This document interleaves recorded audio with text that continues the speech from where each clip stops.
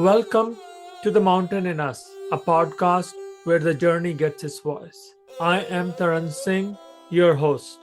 Here we greet the thrills, jolts, ascents, and descents of our uncharted adventures. Hey, everybody. Today, my guest is Becca Samsson, a sustainability leader, mother, and someone with both vision and drive to make positive change. Welcome. Thanks, Taran. I'm really glad to be here to talk about nature and us. Yeah, I know. I boast up sustainability there, but I won't poach up Southern California where you were born and in the big lap of Pacific Ocean. Take us there. First take us there. How was California and what did ocean bring to you Yeah. in your life? Yeah. Ever since I was young, I always knew that California was a special place. It's something that was really instilled in me by my grandmother, really instilled in me by my mother. And all of my favorite childhood memories are outdoors. And I can think of putting my toes in the sand and making sand angels at the beach in Santa Barbara because we didn't have snow. So that was the closest thing that I had to recreating that experience. Um, I remember swimming in the ocean with my sisters. It's funny how when you're young, you don't experience cold at all. I can't, it's a little bit harder for me to get in the ocean now, but I remember jumping in the waves with them, and even again as a 7 year old, as a 10 year old, I knew that I was lucky to be able to drive to the beach with my family, and we lived so close by. I remember my mom would take us to the foothills by our house, and we would go hiking together and just let my imagination run wild, climbing rocks, which is something I still really like to do. And finding waterfalls. I can go on and on, but Yeah. all of my memories with my siblings and my family is in California nature.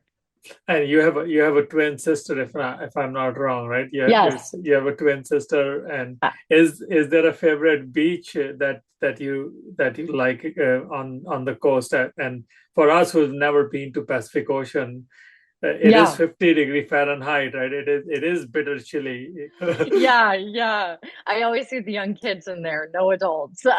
But yeah, my favorite beach really started when I was in high school, which is East Beach in Santa Barbara. My husband and I also had a party there to celebrate our relationship, but it's also where I remember going every day in summer in high school to hang out with my friends and go surfing and swim out to the buoys. And for me, going to the beach as a teenager, that was all I needed. Me and my friends at the beach. And I really didn't understand what anyone else in any other state did unless they had the beach.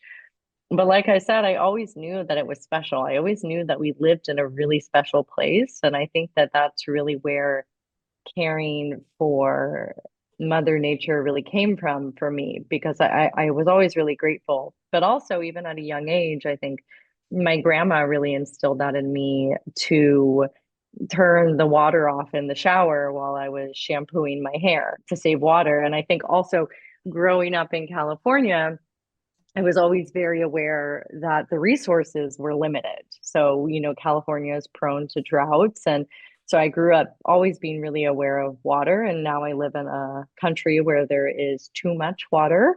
So go figure. I live in the Netherlands.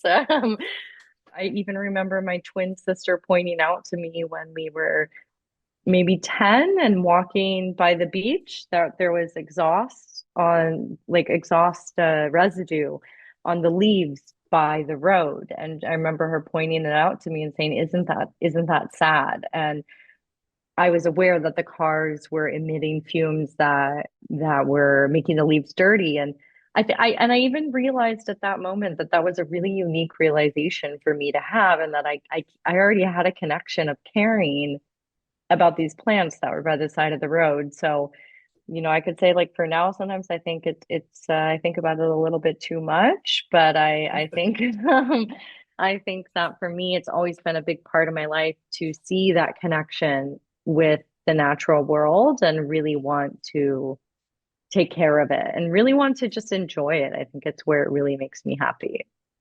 No, thank you for sharing those details. And the ocean, you talk about the free spirit of ocean, and that free spirit has Yeah. taken to Netherlands, and that sense of joy has also rooted you into taking care of nature in a way that we all in many ways should, and probably you are. Yeah.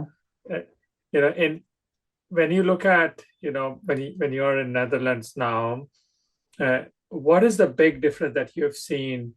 You know, how do people in Netherlands think about Mother Nature versus how Hmm.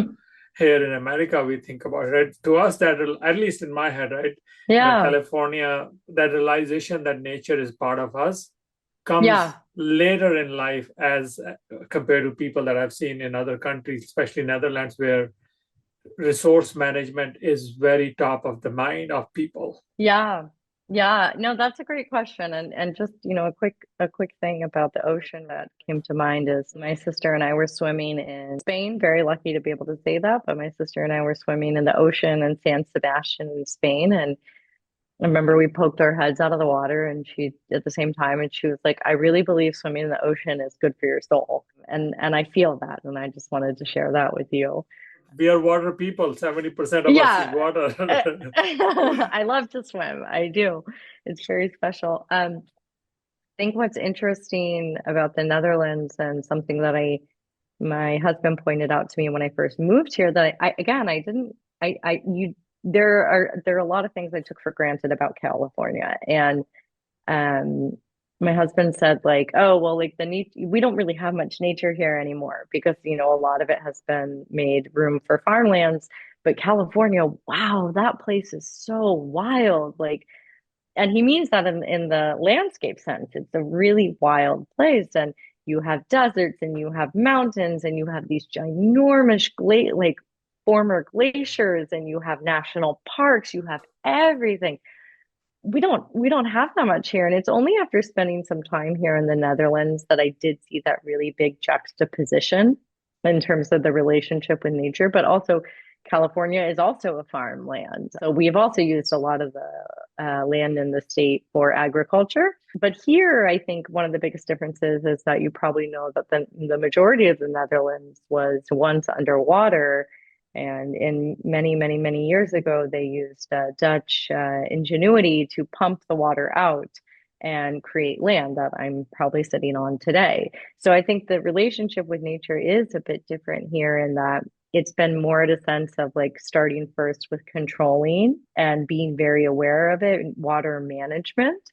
So that's been interesting to observe. Where like also in the US or in California, I'm always very aware of how much water I'm using. Where here it's less of a problem. It's starting to become more of a problem, but that's just something that's been ingrained in me. Or also like in California, I'm also very aware of wildfires. That hasn't happened since I've been in the Netherlands, fortunately, but there is that juxtaposition of the danger that different types of nature bring, but also the different types of beauty that people recognize in nature and how envious they are of the nature that they have in California. Yeah, yeah. Yeah. We have probably more farmland than Netherlands. It's just that, we just farm one or two things in a stretch forever, right? And Yeah. Yeah. yeah. Yeah. Uh, One other pivotal thing that that in your journey is that you recently became a mother a year and a half back, right? And has that changed how you see Mother Nature as a nurture and as you as a nurture? How is Hmm. life? Has that evolved your thinking around, you know, just being a nurturer, right? We think about Mother Nature as a nurturer, but it never comes to our mind, especially as Yeah. men. I would say, man, I have to reinforce that in my head or in my heart by working through the clay. Yeah. But I want to see how that evolved Becca and how she thinks about herself now and also the Mother Nature. within herself. Yeah, that's beautiful. I've talked a lot to Roman ever since he was born, talking, talking, talking. And so I'm always describing the weather to him. I'm always looking out at the weather outside and saying, "Do you see it's raining? We can't go outside right now because it's raining." "Well, we can go outside. It's not going to hurt us." And I'm always describing it to him and explaining sometimes there's too much water, sometimes there's not enough. And perhaps the way that I also do that with him as myself is sometimes I describe my emotions to him. He can't completely understand them yet, but I will say, I'm a little bit frustrated right now because you dropped your food on the floor and now I have to clean it up. And so that's why my face looks a little bit different. So perhaps like that is, I'm describing my moods to him sometimes. Like I'm describing the weather outside and that it's always changing. And I'm always pointing out things to him. We have two trees that stand out outside our house, and he was born in the spring. So the leaves really started coming on the tree as soon as he was born, and we were spending a lot of time at home.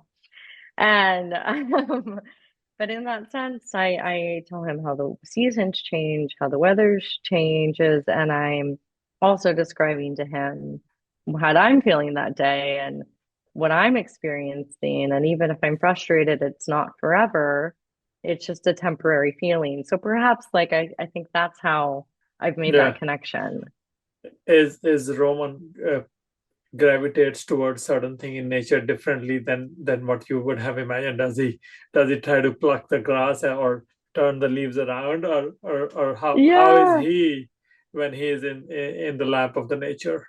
Yeah, he's very gentle, which really warms my heart. Like if he wants to touch a flower, you would think maybe a 1.5-year-old boy would just grab the whole leaf and try to rip it off, and he just touches it very gently and then kind of pulls his hands backwards. And sometimes I'll shake some leaves on his head or that if by a plant nearby, and he'll just smile and kind of like tuck his chin in a little bit, but he's really gentle.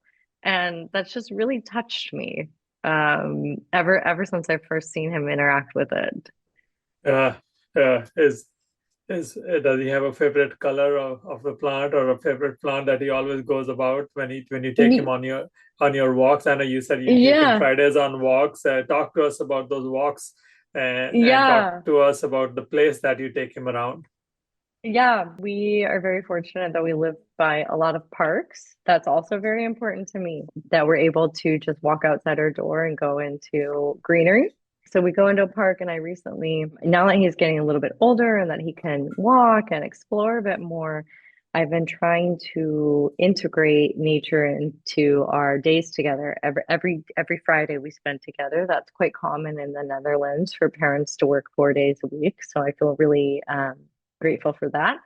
And I listened to a podcast recently to talk about how children that or people that as children had more intimate memories of nature or more intimate experiences with nature as young children grew up with more of a sense of an environmental responsibility as they get older. So I pulled out my phone and made a quick list of like, okay, what are some things that we can do this Friday to already start getting Roman in nature? He doesn't need to be too old to start doing this. So I took him to a park by our house and we walked over there, and I set him down, and soon he just started. We were in a garden where they grow some food for a restaurant, and anyone can walk in there and explore. And he just picked up all the rocks, and they're wet from the rain, and there's dirt between his fingers, and he's feeling all of them in his hand. And I just kind of take a step back and let him observe sometimes without me narrating everything he does, which I love to do. And I see him moving the rocks from one side of the garden to the other side of the garden. So I noticed he does really like to play with rocks. He also showed me that he really likes to play with dirt. And as a mom, I am and I like to control things, but this is something I'm trying not to control. That if he wants to get dirty, I want to show him that being playing in the dirt isn't a bad thing. Maybe I don't want him to bring it into the house, but The You know playing in the what? dirt isn't a bad thing. Yeah. Now you touched on a really good thing that control sometimes can take the joy away, Yeah, but they need to know they also need to know where the danger could be. But I do like what you said there, right? That at their age, what we consider dirt for them is, yeah, is just getting to know things, right? They're getting to get used to yeah, the physical world that they are going to inhabit, and yeah, right. And I think Native Americans are prime example. They lived and stayed in that land, and so their attachment and their you know for as the guardians of the land, there were yeah, their fears, right? And probably one of the many reason is that when you build an early relation with something, it is way deeper than and stays longer, right? According to the podcast that you were, definitely. yeah. Uh, But to also, that's one of the reasons why I'm really grateful to live in the Netherlands and to raise him in the Netherlands. Because, for example, our main mode of transportation here is bicycles. I don't have a car. I don't have a car here, which I absolutely love. And a lot of people in California ask me, okay, so what do you do when it rains? Like, do you still ride your bike? I'm like, yeah, we ride our bike and we go to work and I'm wet, you're wet, everyone's wet. It doesn't matter if you're like the VP of the company or you're the person that works at the front desk. Like we all rode to work on our bike. And I believe that that builds character and you're riding against the wind as well, which can be really frustrating. There's more rainy days than sunny days here. But for me, where I want to bring it back to Roman is I'm just really I'm glad that there will be times that he experiences nature every single day because he'll ride to school every single day. We'll ride outside on our bike every single day, and I think that getting that exposure to the elements and being uncomfortable sometimes, I think it's really, really important yeah, for yeah. character. Yeah, definitely. I used to walk 3 miles to my school with a backpack and up in the mountain, rain or shine, right? Yeah. And you got to do it, right? And there's no way. And the funny thing is, you could reach faster there by walking than by a car or other thing because the Oh, car is going really? because it's a Yeah. mountain, right? So the car is going to Yeah. take off, right? So there's no way it's going to climb that way, right? Yeah. But talking about you a little bit, you worked in tech, but also, you made a switch to sustainability. How did that come about, right? Was this something that you were always inclined to do, or how did Yeah. that happen? And Yeah. what were some of the inspirations that made you move from tech, especially Google tech, to now where we work Yeah. together and then now in sustainability? Walk us through your journey in this space. Yeah. Yeah.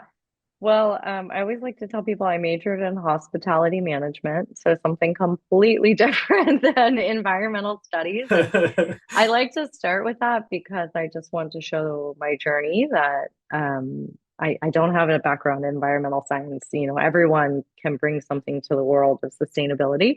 But when I was at Google, I knew that I wanted to start to move my career more towards climate, more towards the environment. And I was on a team called Google for Startups, and we had a demo day for investors to come learn more about underrepresented founders and different types of businesses all across the world. And I told my team, I was like, we should do a green demo day. This was like in 2017. And they like all laughed me out of the room because they're like, oh, Becca, you're like the most Californian of us all. You're such a hippie. I would like to note for the record that there is a climate demo day now. So I wasn't super off or not on to something. But I knew that I wanted to move to Amsterdam. And the role that I got at Booking.com was focused on supporting startups to make the hospitality industry more sustainable. So that was kind of the perfect combination of using my background in hospitality management, using my tech and startup background from Google, and then translating it into really my first step in my career journey into sustainability. Cool.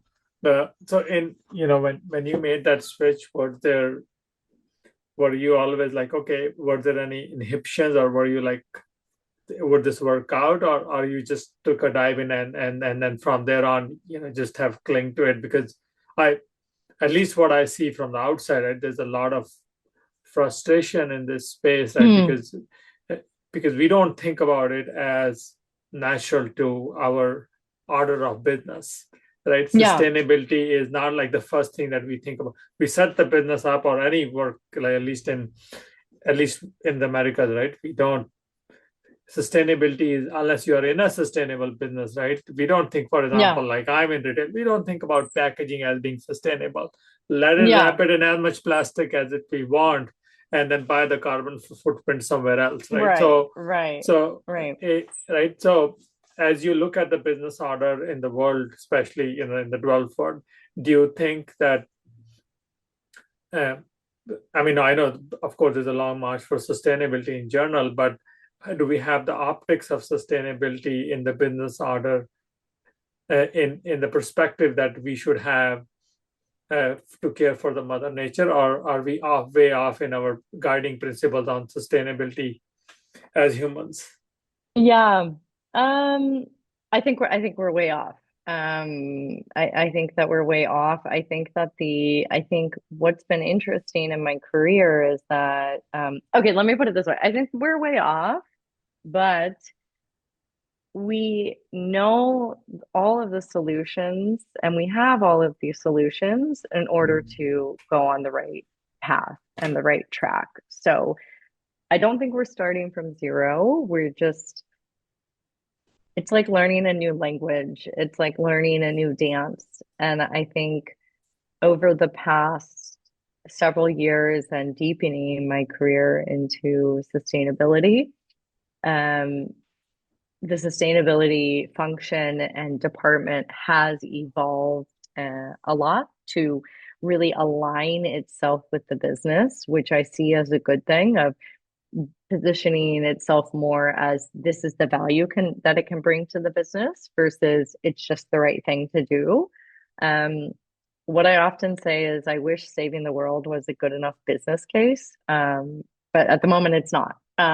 So I have to come with other ideas, and I like that challenge. I'm just starting to. My career has been focused on carbon emissions and developing environmental responsibility around carbon emissions as a value proposition for the company. But most recently, I've started to look into the value of nature for the business and the company. And I'm excited about that because, in some sense, I think it will be easier because we all, as I mentioned at the beginning of this conversation, we all have intimate memories and experiences in nature. I think every single person on this planet can share one. Where carbon, I can't touch it, I can't see it. I feel like you have to have like a science degree in order to understand it. Like we've made it very inaccessible. So I am excited about that. But then on the other hand, we've gotten so far away from our relationship with nature and every single business's dependency on nature. It makes me a little bit sad sometimes of that road that we have to walk on to get back to realize our dependence on nature and how we treat it and how we respect it and how we rely on it. But it has also been a really rewarding journey to have that be part of my career path. So it's been really fulfilling to start to look into that, into a new topic that's not new, but new to Yeah, the business world. yeah, and especially, right, you're not even, you're not good. I think just the economic value that it has today is probably a good sign that we care about it. Once we put an Yeah, economic value, human beings in general start thinking about it in their daily life, right? And in your daily life, you probably you're working with nature, but you also have to put time and effort and investment in your own self to be able to get to where you need to be in this journey Yeah. to sustain yourself and be motivated and disciplined.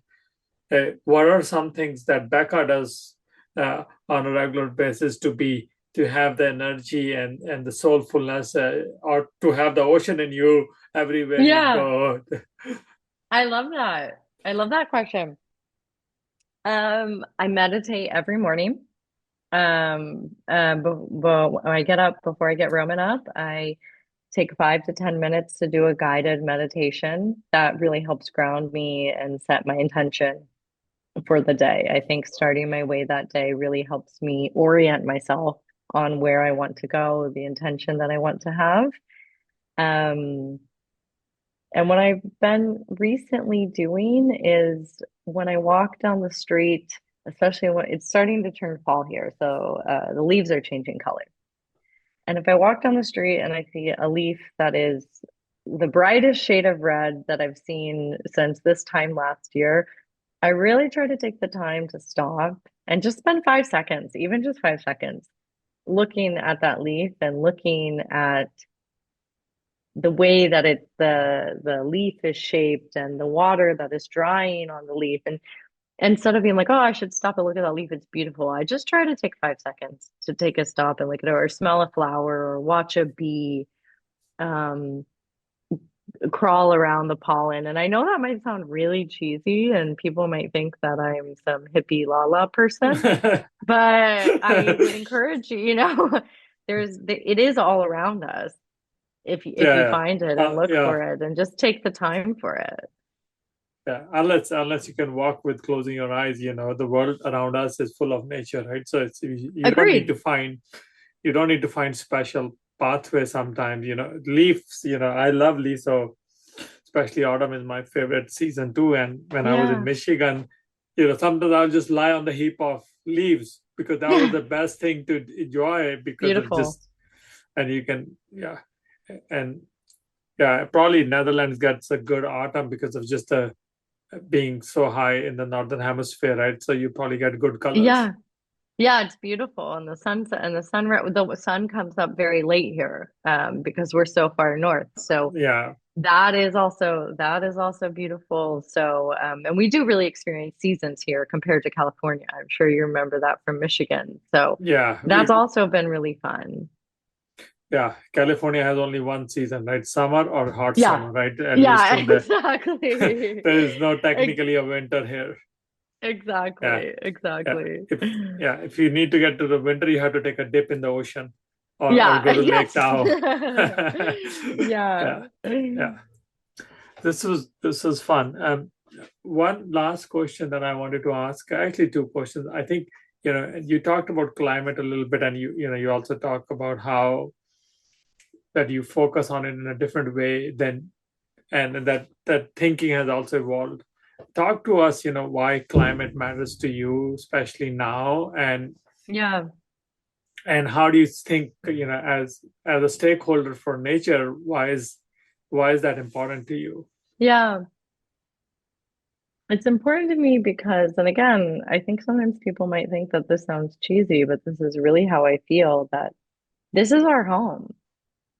This is where we live. Yeah, And Netherlands have best dairy in the world, so you can be cheesy with us. that's a good one. Uh, at least it's good, nice and fresh milk. So That actually, I'm sitting in my kitchen, and the wood in my kitchen is from an old cheese factory. So uh, it's already built into my house. yeah, Um, this is our home, and I think that I've always been passionate about, and I also think, to bring in a little bit more from my youth in here. I'm Jewish. I grew up going to temple with my family when I was young, and one of the things that we learn is tikkun olam, which means fixing the world.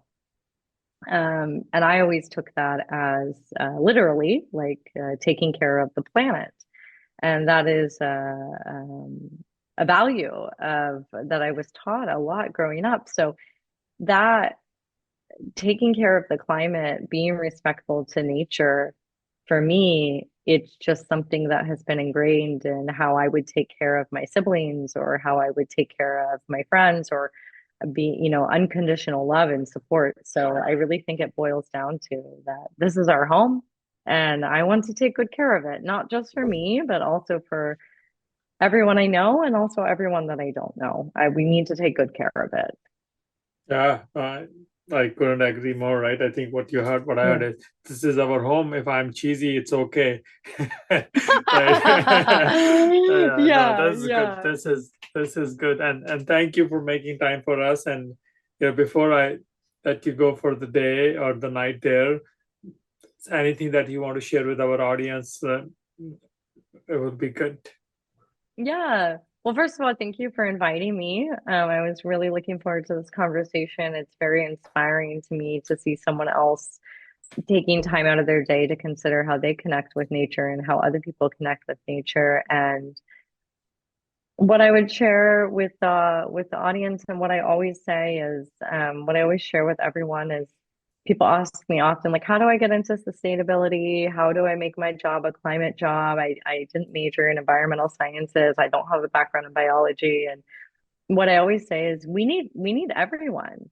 And we all share this home. And if that looks like, some of the examples I gave of taking your son to go play with rocks in the park to being nicer to the person on the street that's picking up your trash each day, like just what are the little things that you can do to make this a better home for everyone? And make sure that you go out and be uncomfortable in nature. I do highly recommend it from time to time, whether that's a cold splash in the ocean or taking a walk around the block without an umbrella when it's raining. Just take a little bit of time to be uncomfortable.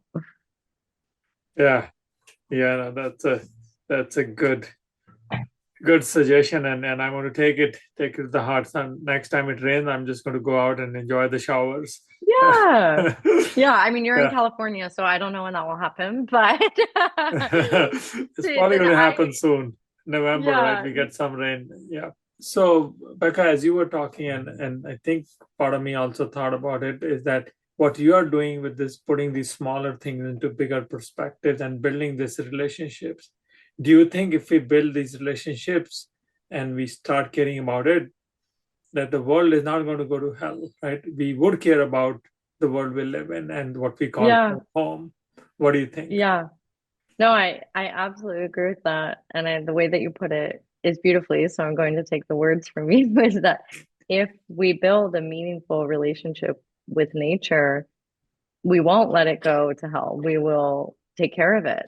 And if that means starting by going outside when it's raining and having that special experience or swimming in the ocean, and that makes what makes you care about it, just find your thing and go take care of it. This was great. Thank you for making us time, and I wish you both, you, your family, and Roman, happy autumn. And we'll have you back again and Yes. talk more about Netherlands in a deeper detail from a Californian lens. Yeah, I would love that, Tehran. Thanks so much for having me. I really enjoyed it. Yeah, take care. Thank you for joining us on the Conversation Trails of the Mountain in Us podcast. Each episode here is crafted with love, adventure, and reflection. We hope you have enjoyed this one and we welcome your thoughts on it. And if you want to be on the show, feel free to reach out.